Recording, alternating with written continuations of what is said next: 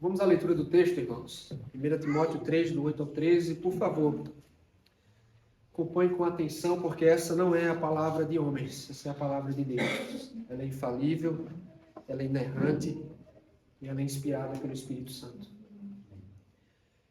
Disse assim, o apóstolo Paulo inspirado: semelhantemente, quanto a diáconos, é necessário que sejam respeitáveis, de uma só palavra, não inclinados a muito vinho, não cobiçosos de sórdida ganância, conservando o mistério da fé, com a consciência limpa.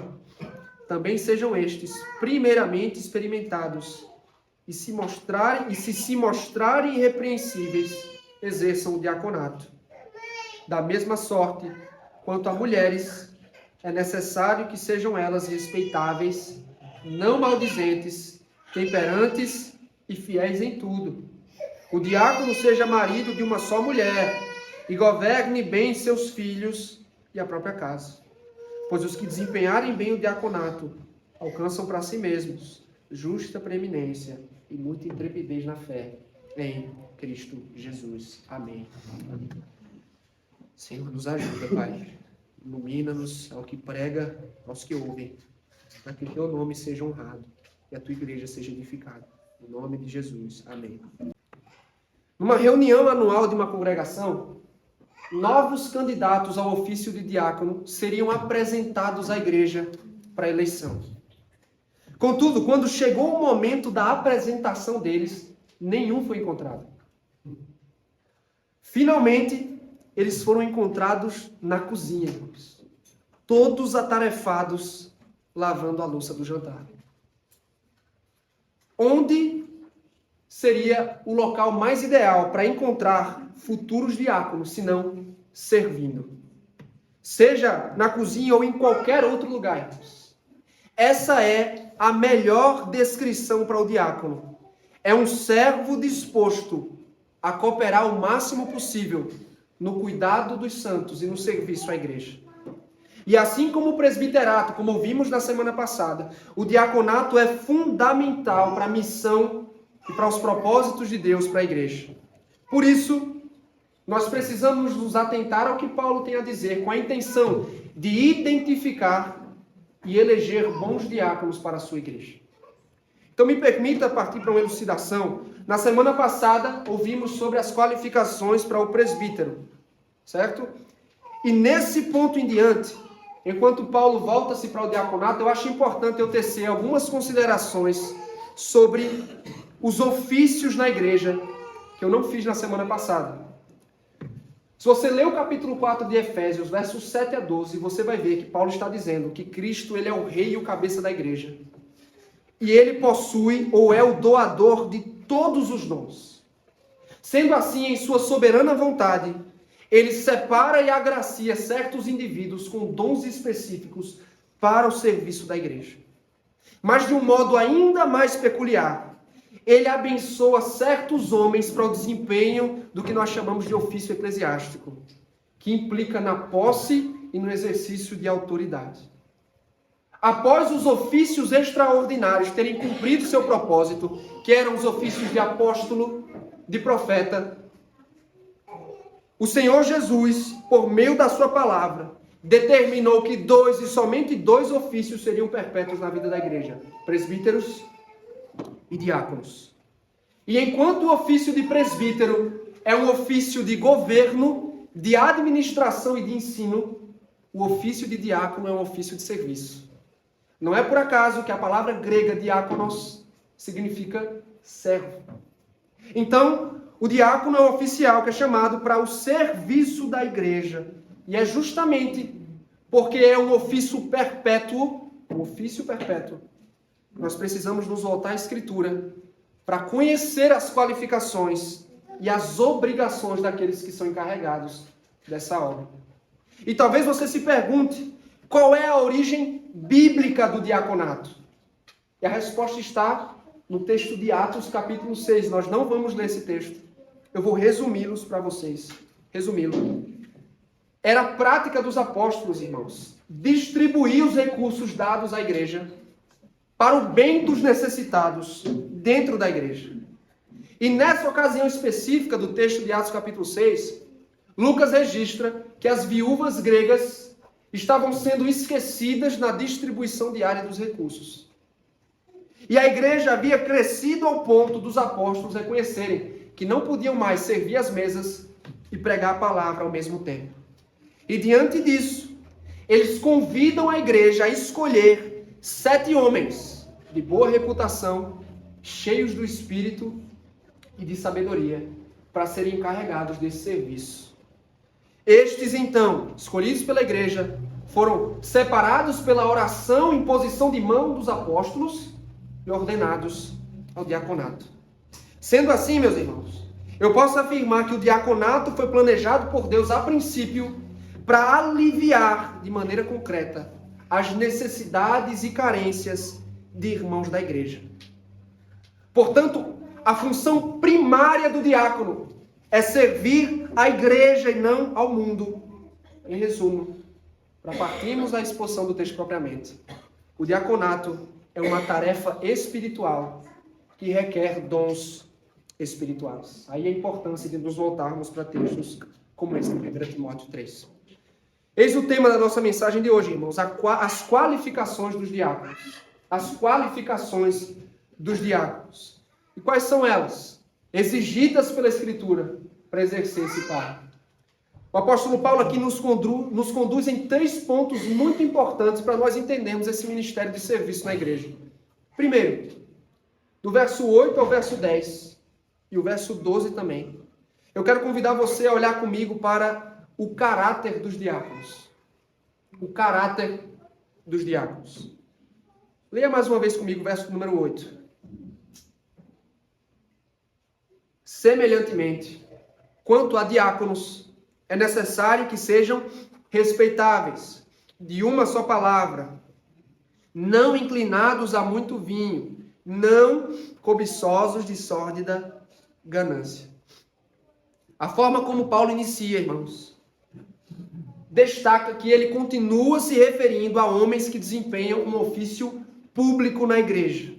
E este, por sua vez, é diferente do episcopado ou do presbiterato sobre o qual ouvimos na semana passada. E uma vez que o ofício necessariamente ele demanda exercício e posse de autoridade, vocação espiritual, Paulo também diz, como no caso dos bispos, é necessário. O que ele está querendo dizer é que nem todo homem discriminadamente pode servir a igreja como diácono. Somente aqueles que correspondem exatamente aos critérios e pré-requisitos estabelecidos por ele. E quais são esses, irmãos? Esses critérios. Primeiro, os diáconos devem ser respeitáveis. Respeitáveis. Perceba, e aqui, ó, crianças, mais uma vez olhando para cá, uma coisa importante. Caráter, crianças, que basicamente, para simplificar para vocês, caráter é a essência de uma pessoa. Você vai ler a Bíblia e você vai perceber que caráter, ou essência, o coração, ele é mais importante do que você sabe fazer. Sabia disso? Tanto que se um diácono ele for muito talentoso, habilidoso, desempenha bem seus ofícios, mas ele não tiver o caráter que a Bíblia espera, se ele não tem o coração que a Bíblia espera dele, ele não pode desempenhar o diaconato. Então, caráter, lembre disso. O caráter, o coração é mais importante do que a habilidade. Então, pensando nisso, Paulo exige que os diáconos tenham vidas dignas de respeito. Ou seja, ele precisa apresentar um comportamento marcado pela decência, piedade e respeito, tanto diante da igreja como diante do mundo afora. Pela forma como se portam, eles são homens cujas vidas conquistam o respeito das pessoas ao seu redor. Além de respeitáveis, precisam ser de uma só palavra. Você já conheceu alguém que nós chamamos coloquialmente de uma pessoa com 2 conversas? Todos nós já conhecemos pessoas assim. São pessoas que dizem uma coisa e fazem outra coisa. A palavra de um diácono, por outro lado, irmãos, ela deve passar segurança a todos. Tanto as pessoas da igreja quanto as pessoas de fora, por conta de sua credibilidade, confiam em suas palavras. sua palavra passa confiança. Por outro lado, é bem provável que essa expressão denote também o cuidado que se deve ter com a palavra, ou com as palavras. Ou seja, o diácono é alguém cuidadoso no uso das palavras. Em que sentido, irmãos? Por conta da natureza do seu trabalho. O diácono ele vai ter acesso a informações íntimas e confidenciais sobre a situação das pessoas. E por essa razão, além de firmes, seguros em suas palavras, eles precisam ser cuidadosos, zelosos, para não exporem a situação dos irmãos e suas circunstâncias delicadas aos outros. Ou seja, ele precisa ser confidente em suas palavras. Confiável. Paulo segue ainda no verso 8. Não inclinados a muito vinho, não cobiçosos de sórdida ganância. Você se lembra? Da mesma forma que foi exigido dos presbíteros. Ainda que não precise ser abstinente, Cristo espera que os seus oficiais na igreja sejam sóbrios. Sejam moderados no uso do álcool. E além disso, não podem ser amantes do dinheiro. E a razão para isso é óbvia, irmãos. O texto de Atos capítulo 6 fica claro. Depois, se você tiver oportunidade, consulta esse texto. Os diáconos lidam com as finanças da igreja também. No contexto específico de Atos capítulo 6, eles coletavam e distribuíam auxílio financeiro aos pobres, consequentemente. Ter um mercenário nessa função é algo desaconselhado. Não pode ser cobiçoso de sórdida ganância, amante do dinheiro. Versos 9 e 10. Conservando o mistério da fé com a consciência limpa. Também sejam estes primeiramente experimentados. E se mostrarem irrepreensíveis, exerçam o diaconato. É comum o apóstolo Paulo, em seus escritos, usar o termo mistério. Mistério aqui, crianças, não é uma coisa, sabe, dos desenhos que você está tentando descobrir um mistério. Paulo não usa mistério nesse sentido. O sentido que ele usa nas suas cartas é de algo que antes estava oculto e agora foi revelado. Logo, quando ele emprega esse termo aqui, ele está se referindo ao Evangelho. Ele está se referindo ao plano redentor de Deus, que antes estava oculto e agora foi revelado na pessoa de Jesus Cristo.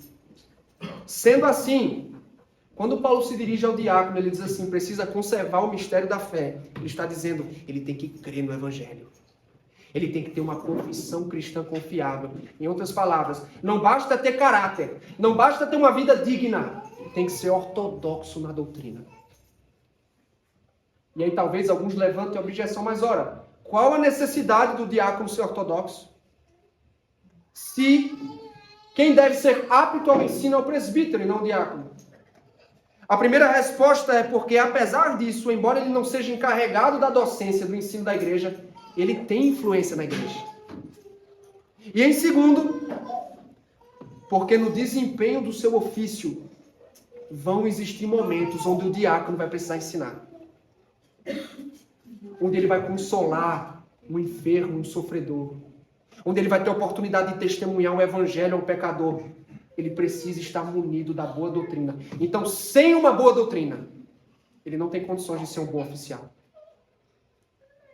E com uma boa doutrina, ele vai manter a boa consciência, uma consciência pura, como nós já vimos no princípio da carta. Os falsos mestres de Éfeso não manteram essa consciência. E no verso 10, meus irmãos, está subentendido que o que foi exigido dos presbíteros também é exigido dos diáconos aqui, que não pode ser um neófito inexperiente. Não pode ser um neófito inexperiente. Precisa ser alguém cuja vida foi provada diante da igreja. Aprovada diante dos olhos de todos. Ou seja, precisam ser irrepreensíveis. Sua vida não pode ter escândalo público, qualquer tipo de reprovação. Sua conduta precisa ser irretocável, precisa ser íntegra, irrepreensível. Precisam ser homens com bom testemunho e maduros na fé. E por fim, Paulo encerra no verso 12, com qualificações quanto à família. O diácono seja marido de uma só mulher e governe bem os seus filhos e a própria casa. Quanto ao critério conjugal, nós vimos na semana passada, não quer dizer, por exemplo, que solteiros não possam exercer o ofício, mas que, via de regra, os oficiais da igreja serão homens casados. E sendo casado, deve ser marido de uma só mulher. É imprescindível, irmãos, que ele ame, sirva, entregue-se a sua esposa como Cristo fez pela igreja, mas além de uma moralidade sexual exemplar, ele precisa também ser um bom líder e um bom pai aos seus filhos. E mais uma vez eu reforço, não que obrigatoriamente é preciso ter filhos, mas que uma vez que, via de regra, os oficiais terão, eles devem ser guias. Eles devem guiar seus filhos, disciplinar seus filhos em amor, manter sua casa em ordem, governá-la em ordem. Porque o seu procedimento em casa ou vai recomendá-lo ao ofício, ou vai reprová-lo ao ofício. Aí vamos às aplicações. E aqui, irmãos, olha, se você estiver de cabeça baixa lendo o texto, tudo bem, tá? Os irmãos ficam muito aí de cabeça baixa, aí você assim não me preocupa. Se for lendo o texto, tranquilo, tá? Se não for, você olha para cá, tá bom? Primeira aplicação, irmãos, do nosso texto. O que podemos aprender com esse primeiro ponto? O exercício diaconal não está restrito ao culto de domingo. O exercício diaconal não está restrito ao culto de domingo. O que é que eu quero dizer com isso? Irmãos, há uma ideia equivocada e nociva quanto ao diaconato. De que o diácono, ele só trabalha por ocasião do culto. Ele chega no momento do culto, ele mantém a ordem do culto, ele indica quando as pessoas sentam, ele recolhe as ofertas. Ora, essas são atribuições do diácono de fato, mas isso não é tudo que é exigido dele. Não é coerente com a origem do ofício, nem com o exercício dele na história da igreja. E eu trouxe para esse fim, o que é que diz o manual presbiteriano sobre a competência dos diáconos para repartir com vocês? Diz assim: compete ao diácono arrecadação de ofertas para fins piedosos. Olha só, ao cuidado dos pobres, doentes e inválidos no meio da igreja, a manutenção da ordem e reverência nos lugares reservados ao serviço divino, exercer a fiscalização para que haja boa ordem na casa de Deus e nas suas dependências. O que é que costuma acontecer? Os diáconos prendem-se aos dois últimos itens aqui. Eles se contentam em manter a ordem e a reverência nos lugares sagrados, o que é fundamental, em cuidar das dependências da igreja, o que é seu dever, mas esse não é todo o dever do diácono. O diácono é alguém que cuida e que serve o povo de Deus. Ele se encarrega do cuidado, vamos usar esse termo, da casa de Deus, mas principalmente pelo povo de Deus. Pensando nisso, irmãos, como é que nós podemos encontrar bons diáconos? Pensando que no futuro nós vamos organizar essa congregação, como é que nós podemos perceber, encontrar e eleger bons diáconos? Primeiro, é claro que o conselho pode proporcionar ocasiões de serviço, onde candidatos serão avaliados, treinados, mas o melhor a se fazer é nós olharmos para aqueles entre nós que já colocam a mão na massa, que já têm disposição para servir a igreja, que se envolvem com os irmãos, que doam seu tempo, que se preocupam com o bem da igreja. E por que isso é tão urgente, irmãos? Porque, queridos, pecar na eleição de oficiais é trazer muita preocupação para a igreja. E muitos diáconos, como eu falei na semana passada, no caso dos presbíteros, muitos têm sido instalados e ordenados nos cargos pelas razões erradas. Ah, ele é simpático. Ah, mas lá no trabalho dele ele desempenha a função tal. Ah, porque isso, irmãos, precisam corresponder aos requisitos bíblicos e ponto. Simpatia não é critério. Frequência, ainda que importante, não é critério. A pergunta é, ele tem vocação para cuidar, servir ao povo de Deus? Será que ele tem um coração grande para amar e cuidar das pessoas, servi-las? E aí, pensando nas qualificações, o que buscamos em um diácono? Se você deseja ser um, se você aspira ao diaconato, será que vocês são, ou será que nós estamos procurando por homens decentes, irmãos? Respeitáveis, de bom testemunho? O que a família desse homem tem a dizer sobre ele? O que os seus colegas de trabalho têm a dizer sobre ele? Será que ele é alguém que goza de boa reputação? Será que são homens de palavra? São homens que dizem e cumprem com o combinado? São bons confidentes? E aqui me permita trazer um adendo. Irmãos, ser homem de palavra, de uma só palavra, como diz o texto, é fundamental para a nossa masculinidade. Homens de Deus honram suas palavras. Homens de Deus honram seus compromissos. Diáconos. Homens que têm duas conversas. Não honram seus compromissos. Seja no trabalho, seja com a sua família, seja nos seus relacionamentos. Esses homens estão desqualificados. E aqui os meninos aqui, tá? Mas eu acho que menina assim, mais novinha, só tem o Eric, né? Precisamos ser homens de palavra. O Azar fez ser treinado para ser um homem de palavra. Esse pecadorzinho aqui também. Servirmos de exemplo aos nossos filhos, sendo homens de palavra. Seguindo, será que somos moderados em nossos hábitos, se você aspira ao diaconato? Livre do amor ao dinheiro, livre de vícios como o álcool. E aqui um ponto delicado. Será que você tem uma boa doutrina? Porque talvez, para surpresa de alguns, o diácono também deve ser um bom teólogo. Na medida do possível, né? Deve ser um estudante da Bíblia. Deve conhecer a sã doutrina, conhecer o Evangelho. Eu digo, isso é importante para o seu trabalho, meu querido. Porque diáconos discipulam. Diáconos evangelizam. Diáconos visitam órfãos, sofredores, pessoas em angústia severa. E se ele não tiver conhecimento da doutrina, da palavra de Deus, como é que ele vai oferecer encorajamento a essa pessoa? Se ele não tiver boa doutrina. Talvez o mais importante, como esse cara é na sua vida doméstica? Será que o camarada é um bom marido? Porque, me permita dizer também, irmãos, a igreja está cheia de oficiais que são uma negação em casa. E que são chamados para governar e para servir a igreja. Não pode ser assim. Não pode ser assim. Ele serve a esposa. Nós conseguimos perceber que ele é alguém dedicado, zeloso, no cuidado, no amor à esposa. Ele é um bom pai, governa bem sua casa. Ele mantém a ordem da sua casa. Porque qual é o sentido de elegermos um homem como oficial que quer manter a casa de Deus em ordem, mas não mantém sua própria casa em ordem? Está desqualificado. Em resumo, irmãos, deve ser irrepreensível. Não é que você tem que ser perfeito, que acusações não podem ser levantadas contra você. Se você corresponder, você olha essa lista e você diz, pastor, eu correspondo pela graça de Deus. Coloque esse desejo diante de Deus. Ore a Deus por isso. E abrace as oportunidades que Deus te dá de servir a igreja.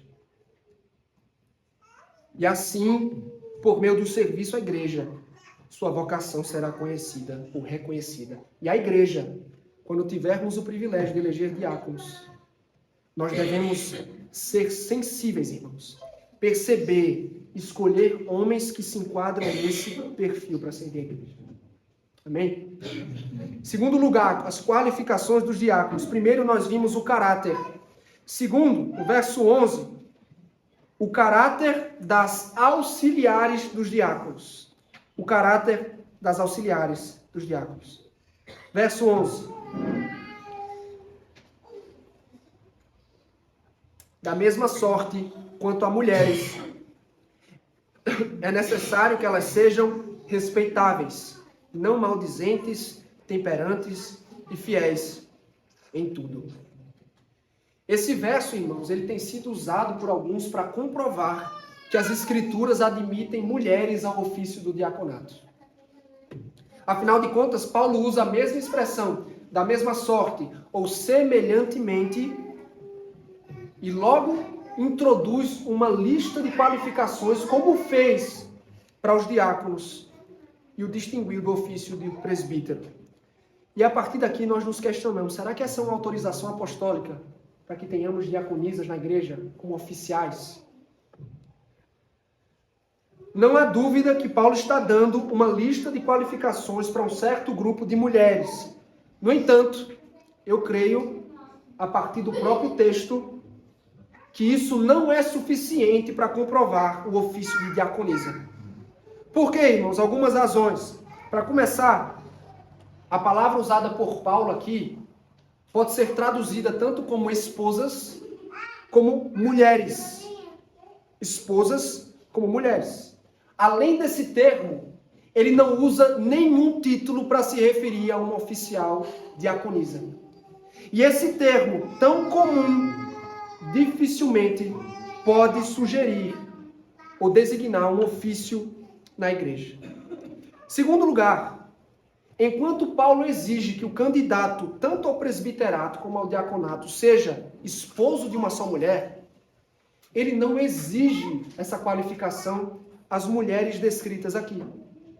A ausência dessa qualificação sugere que ele não está pensando em um ofício distinto. Terceiro, enquanto Paulo exige que tanto diáconos como presbíteros sejam provados, ou seja, eles não podem ser instalados precipitadamente no ofício. Tanto o presbítero como o diácono tem que ser experimentado, provado. Ele não faz esse tipo de provisão para as mulheres aqui do verso 11. E por fim, ele exige, tanto do presbítero como do diácono, que seja esposo de uma só mulher, e que governe bem a sua casa. Ou seja, a liderança piedosa no lar é um pré-requisito para exercer o diaconato na igreja. Em cada caso, Paulo está pensando num homem que lidera e supervisiona bem o seu lar. E ainda que seja, irmãos, um ofício de serviço e não de governo, ainda se enquadra na proibição que vimos no capítulo 2, exercício de autoridade, e, portanto, está restrito aos homens na igreja. Então, se essas mulheres não são oficiais da igreja, o que elas são?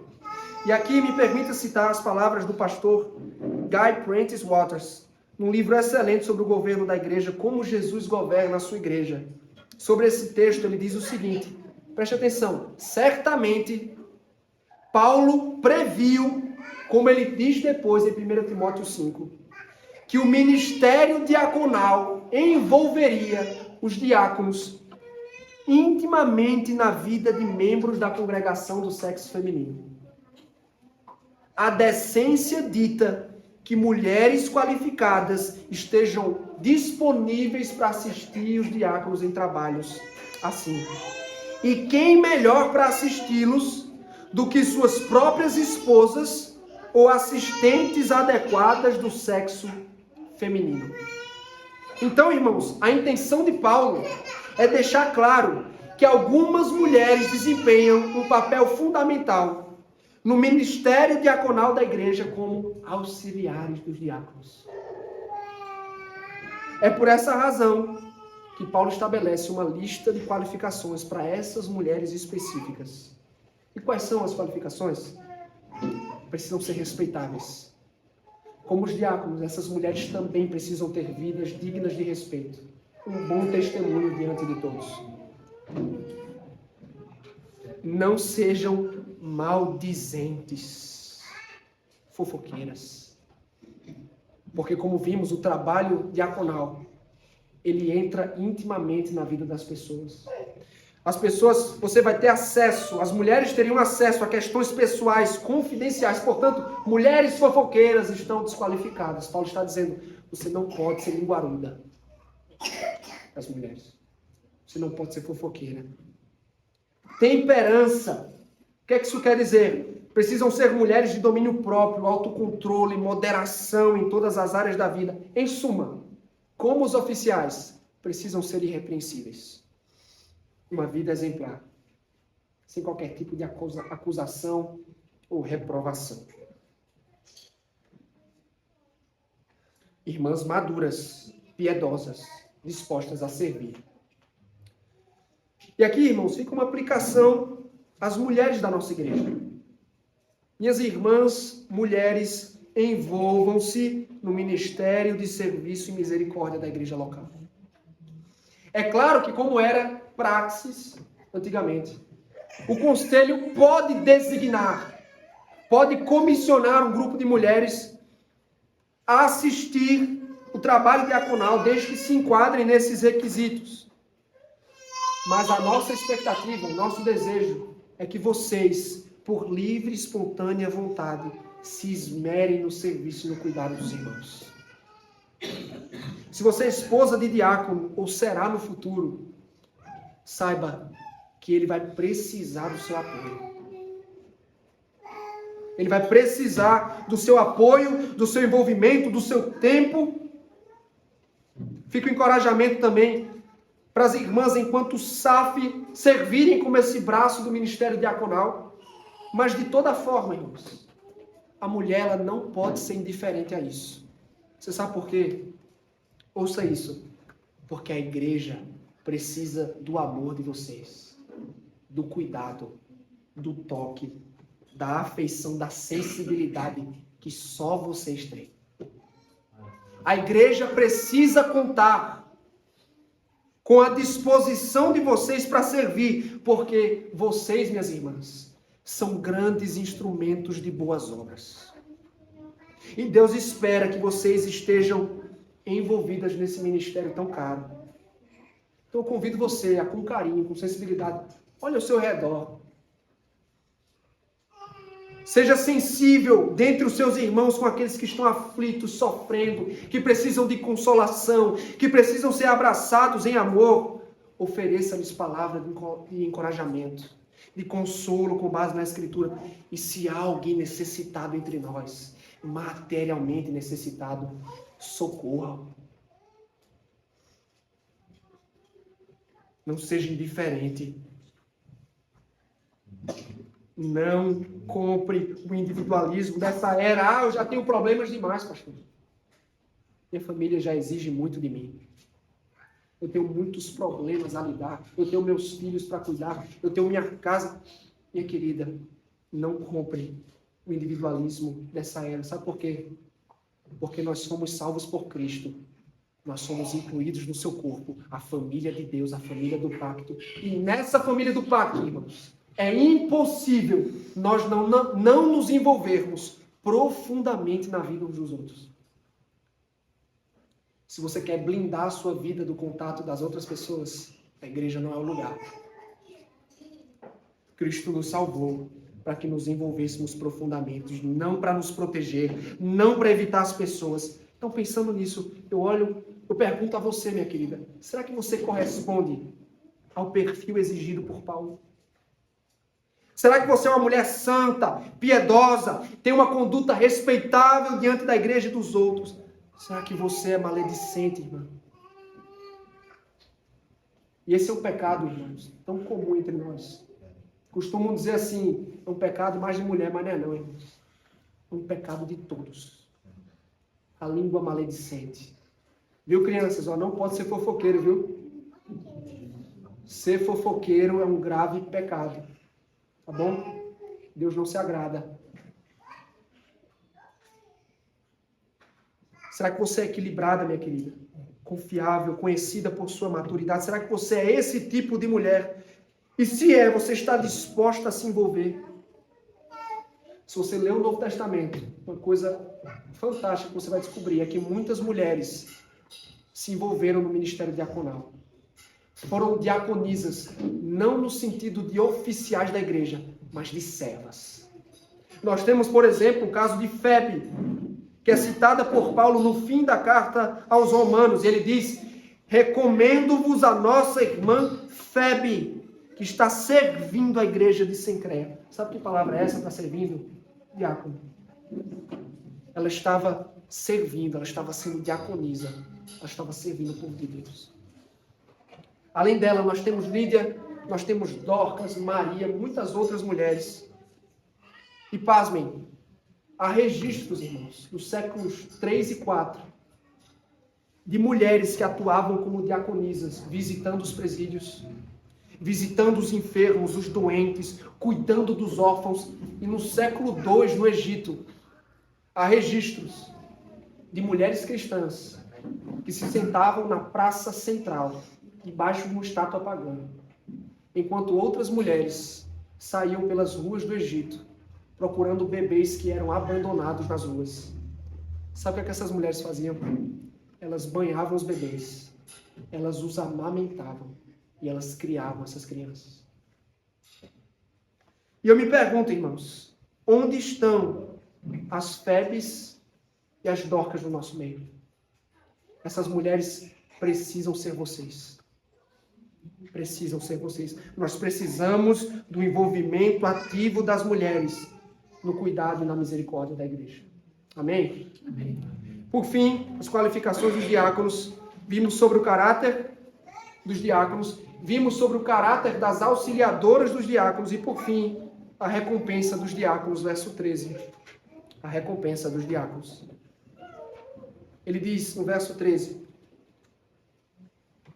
pois os que desempenharem bem o diaconato alcançam para si mesmos justa preeminência e muita intrepidez na fé em Cristo. Talvez por causa da dificuldade do cargo, irmão, da função de diácono, Paulo termina com uma promessa encorajadora a esses homens. E note primeiro que essa recompensa ou promessa não é garantida a todo diácono. Só porque ele é diácono, ele vai tomar posse dela. Não. É para aqueles que desempenham bem suas funções. É para os diáconos fiéis em seu trabalho, que cumprem dignamente a vocação que receberam de Deus. Estes, somente estes, terão seus esforços recompensados. Em segundo, embora grande parte do trabalho dos diáconos seja um trabalho discreto, confidencial, Paulo está dizendo: Deus vê, Deus nota e Deus recompensa. O trabalho dos diáconos será recompensado. Mas que recompensa é essa? E ele nos dá a resposta. Primeiro, eles alcançam para si justa preeminência. O que é que isso quer dizer? Preeminência tem um sentido de grau, de hierarquia, de graduação. E por causa disso, alguns têm sugerido que os diáconos que servem bem serão promovidos.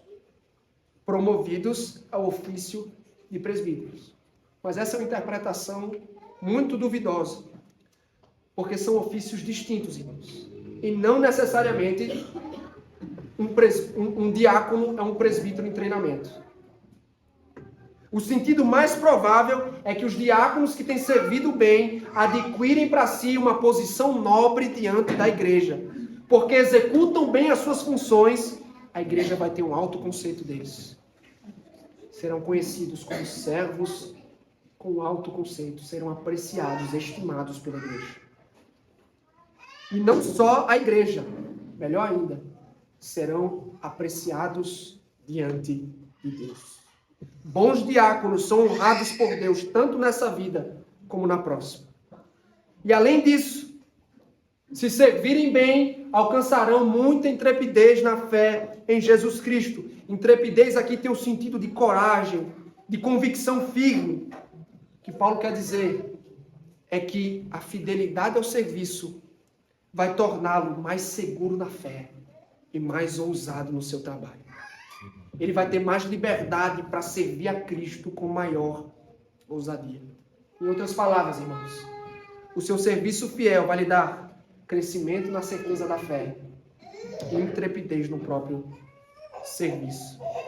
Então, de fato, o diácono tem grandes responsabilidades, mas se cumprirem bem suas funções, eles têm também grandes recompensas da parte de Deus. E para as aplicações, permita primeiro fazer uma nota explicativa. Irmãos, os ofícios dentro da igreja não funcionam dentro de um sistema de promoção de hierarquia.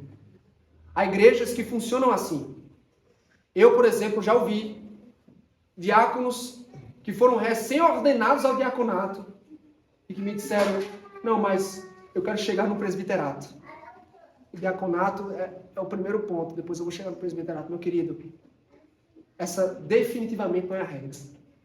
É óbvio que o diaconato pode servir como um treinamento para presbíteros vocacionados. Mas como nós vimos nas qualificações, são pré-requisitos completamente diferentes, são funções diferentes. Então, Aqui vale uma exortação. Não almeje o diaconato, pensando no presbiterato. Não é assim que as coisas funcionam. Tá? Segundo lugar, se você deseja servir a Deus como diácono, lembre-se que Deus vê e recompensa o seu trabalho. Deus vê e recompensa o seu trabalho. E vamos ser honestos, meus irmãos, o trabalho do diácono é discreto. É um trabalho de bastidores. E por causa disso, muitos sentem-se desanimados pela falta de reconhecimento. Mas ainda que na igreja alguns ofícios e serviços estejam mais em visibilidade do que outros, ouça isso, Deus não deixa de recompensar nenhum. Tanto o que prega, o que preside, o que lidera qualquer tipo de ministério, seja o que for, irmãos, como aquele que visita os órfãos, que cuida dos inválidos, que se preocupa com aqueles que estão sofrendo, ambos são recompensados e notados por Deus. Lembre-se da promessa que o apóstolo Paulo fez aos Coríntios.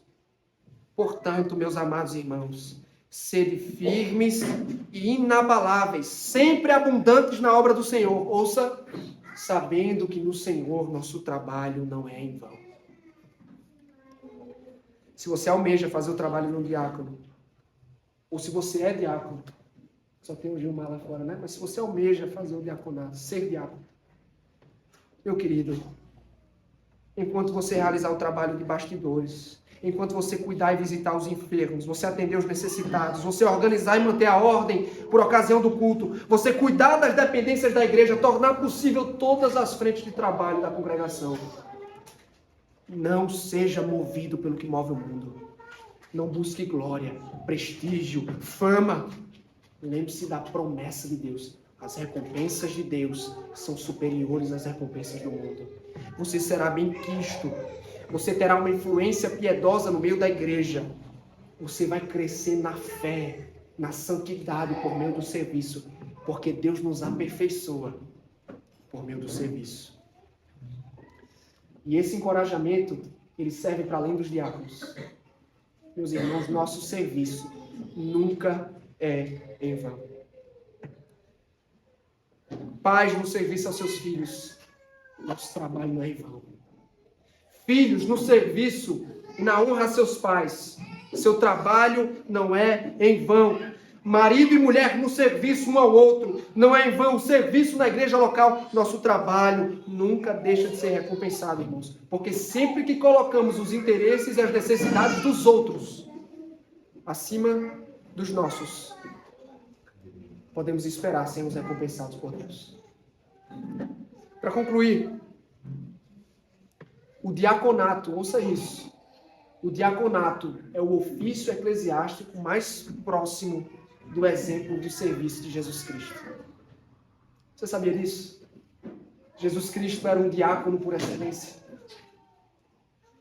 Quando ele descreveu seu próprio ministério, no texto de Marcos que nós lemos no momento de confissão, ele disse, mas entre vós não é assim. Pelo contrário, quem quiser tornar-se grande entre vós, será esse o que vos sirva. E quem quiser ser o primeiro entre vós, será servo de todos. Pois o próprio Filho do Homem não veio para servir. Não veio para ser servido, mas para servir e dar a vida em resgate por muitos. Na profecia de Isaías, o Salvador é descrito como servo.